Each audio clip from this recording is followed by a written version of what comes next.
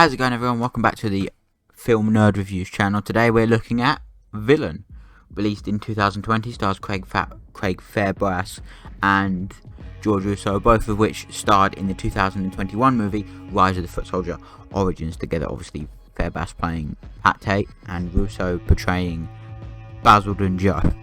Now, I think going into this movie, having Craig Fairbrass as the main actor told me that it was going to be a hard nuts film about gangster violence, which is not the way you should go into this movie, because I think this movie has the story, the engaging plot that I think helps this movie tremendously, is that the plot is so enjoyable and you want to keep watching to see what happens, opposed to the heavy action, the violence and the swearing, which there's some action, but it's very, very brief. There is some swearing, but again, it's also, I wouldn't say brief.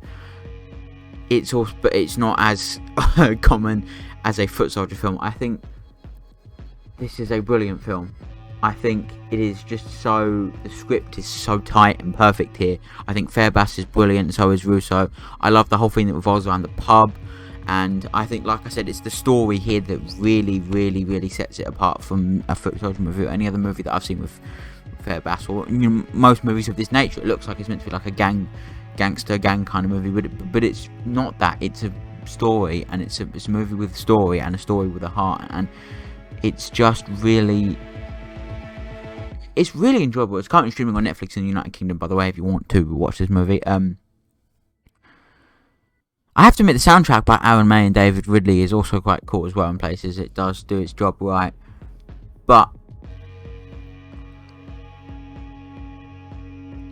I do have to admit, I really think this movie is really worth a shot. I only wanted to watch it based off of the preview clip Netflix shows you, and that wasn't any of the action, it wasn't any of the story, to be honest with you. It was just a simple scene of Eddie, portrayed by Craig Fairbrass, asking two men at a table that they needed to pay their bill, and it was just intrigued me enough to want to watch the rest of the movie. And I think the movie as a whole is really, really brilliant. It's just, like I said, I haven't watched many movies like this where the story is the heart of it all, and the story is the main, what I say is this type of movie is meant, like I said, portrayed as a crime movie, a gangster movie, but well, at least from what I could tell from the posters that I saw and some of the shots I saw and stuff, it portrayed it as that, but it's not that, and I'm very surprised with how it went. And yeah, I just think it's a really well-made movie. It's obviously low budget, but I think it has a great visual style to it as well. I think it has a more of a visceral style than Foot Soldier Origins or any of the Foot Soldier movies had, and which it looks slightly higher budget than those movies, but who knows if it is or isn't. I can't be bothered to look it up, but not now. I just think this is a really well-made movie with a great story, a great cast of characters, and a great structure to it as well. It very well structures itself out quite nicely, and that's what I love the most about this movie. I think it really just pushes itself forward, per se, in the way that it just has a cracking story, very memorable characters, a tight and solid script as well. And I think it has, another thing that really helps it is that when the action is there, it's there in the right places and at the right times where it's needed. It's not out of place, but at the same time, it's not required in other scenes, per se, to make the movie enjoyable. It's there when it needs to be, and when it is there, it's perfectly balanced, like all things should be. Thank you, Thanos. You know what I mean? But what I'm trying to say is that it genuinely has that feel of a movie that is perfectly balanced across all things, having the swearing, the violence, and then the story. Although the story takes more of a higher step up than the rest of the other two things I mentioned.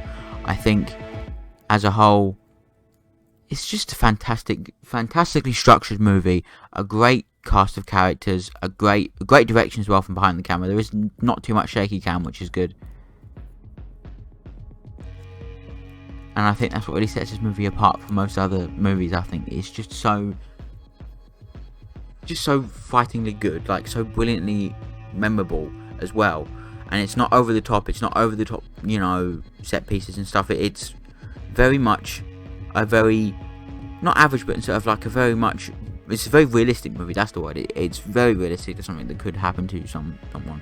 And I was surprised going into this movie. I didn't know how I was going to feel about it, but I, for one, really enjoyed it.